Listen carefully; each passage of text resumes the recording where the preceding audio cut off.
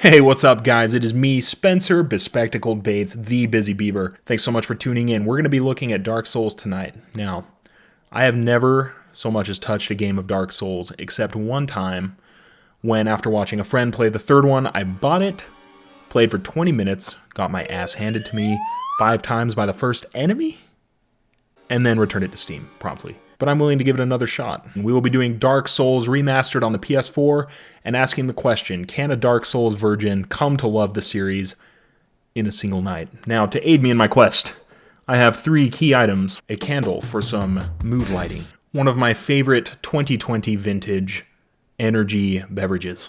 Montant le Dieu. Last but not least, I have my renowned love tunic. This is the shirt that I always wear when I pull late nighters. I'll be up until 3 or 4 tonight. Every bit of footage that you see after this will be from my 4-hour playthrough, and the commentary will be written shortly thereafter. To answer the question, can a noob in the Dark Souls series find love? Now, make sure to like and subscribe down below, and I'm not talking about below the love tunic, of course. I'm talking about below the YouTube window. Hit that button. It helps us out, helps you out, because you'll continue to get some great content from our end. Now enjoy yourselves. Let's party. Dark Souls has always been a mystery to me. It's an intimidating game with an extremely dedicated fan base and an insane amount of difficulty. People either hate these games and call them stupid to deflect from their own insecurities, or they worship them as deities and live the Dark Soul Covenant forevermore. These guys are a whole new breed of self-flagellating gamers whose love for a challenge goes way, way too far. Hopping into the game, I instantly had some of my concerns validated. Big jabroni here wrecked my wrinkly butt 2 or 3 times before I had put in more than 10 minutes, before I realized that I could just sneak past him and go through a different door. This was the trend for all 4.5 hours that I wound up playing. Wake up at the bonfire, run out someplace nearby, and die almost immediately from some low-level punk or some big Monchamba looking to be in charge.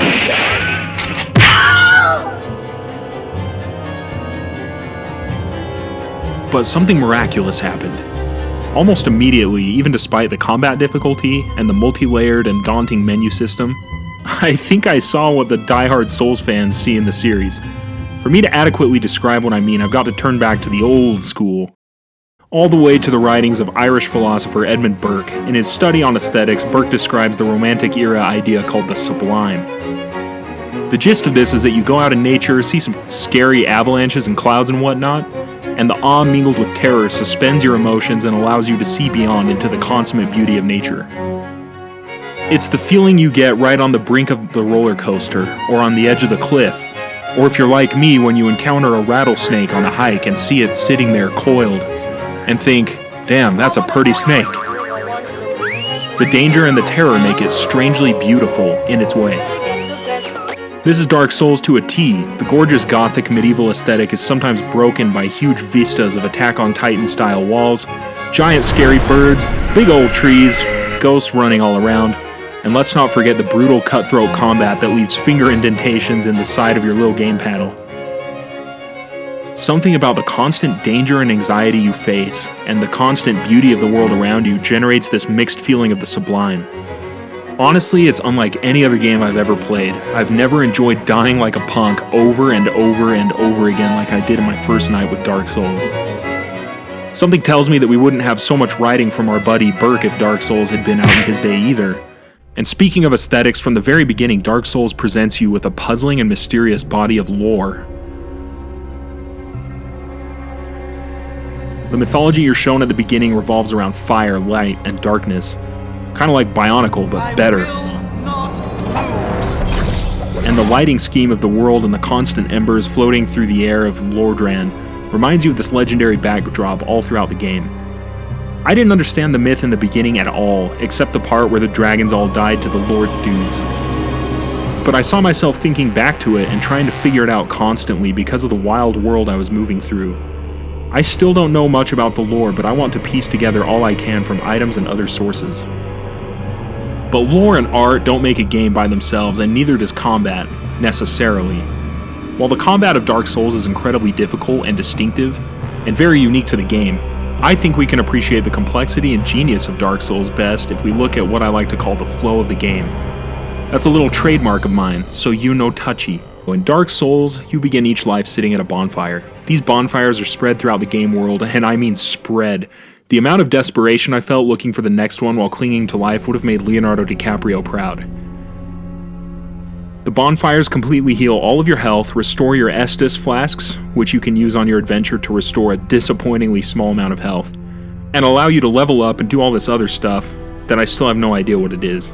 Healing at the bonfire also causes all enemies to respawn, which sucks big ol' cojones, but which we will come back to later as a core part of the game mechanic. When you leave the bonfire, you're inevitably confronted by enemies and sometimes bosses. When you kill them, Wrinkly Dinkley absorbs their souls, which act as experience points. Up to this point, this is standard RPG stuff, but the way it all works out in the broader game is pretty unique amongst the other games I've played. You see, if you die, you lose all of your souls and respawn at the bonfire. You can go try to get them back, but they only stay during the duration of one life, which means that if you die again before you can return to the bonfire or find another bonfire, you lose them forever. This creates a constant play between two things: your need for EXP and souls to level up and become stronger, and your need to find the next bonfire so you can get out of the hellish loop that is trying to take a walk out of doors. You can either try to push through all the enemies and BS to the next fire, where you hope to rest and put the horrors of the past several hours behind you, or you can head back to the previous fire before you lose all your precious souls, level up, and try to get through Hell on Earth again. Now, I really want to hammer this aspect of the gameplay home because what it means is that Dark Souls requires you, the player, to be aware of your threshold for risk. You have to be thinking about whether it's feasible to push on, or whether it's worth it to take the EXP you've already got and go back, having to face it all again. If you're not thinking about this all the time, you lose huge amounts of EXP that could otherwise go towards making your guy stronger, or more healthy, or more sexy or something, still figuring out what in the hell all this stuff means in the menu. This loss of souls/EXP inevitably results in tears shed and controllers thrown. As a matter of fact, I'm proud to announce that I threw my controller for the first time in my life during this maiden voyage. It bounced from my couch and flew all the way over into the corner, hit the wall, and then touched down on the ground. It was a good throw, and hopefully the first of many to come. Now, if you're a casual gamer like me, you're used to video games just holding that hand of yours like a little kid walking around in the grocery store with his mommy. Don't worry, anything that you do, you break one of these items, I'll pay for it. You get lost, I'll come find you. You get kidnapped, I'll dress up in war paint, and I'll get them guns and I'll come looking for you, kiddo. You do what you like. Well, Mama Video Game is dead in Dark Souls. It's a feeling that if I die, it's 100% because I told my guy to do the wrong thing at the wrong time, and he simply followed my instructions and died for it. But the converse is also true. You see, if I win, it's 100% because I told Jerinklage to do the right thing at the right time. Or maybe like 90%.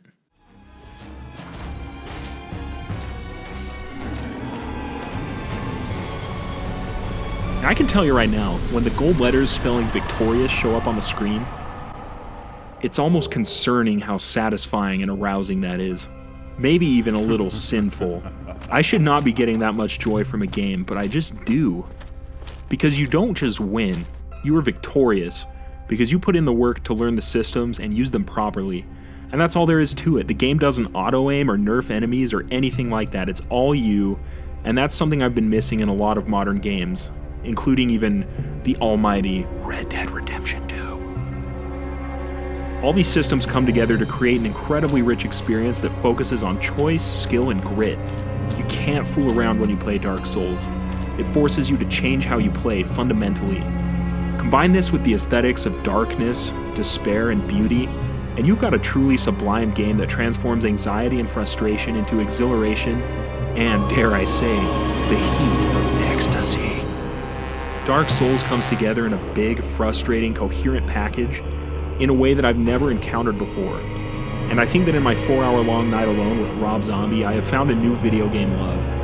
I am so excited to keep playing, to keep finding new lore and legends, and to make some myself as I get wasted again and again and again and again and again and again and again and again until I finally find myself victorious at last.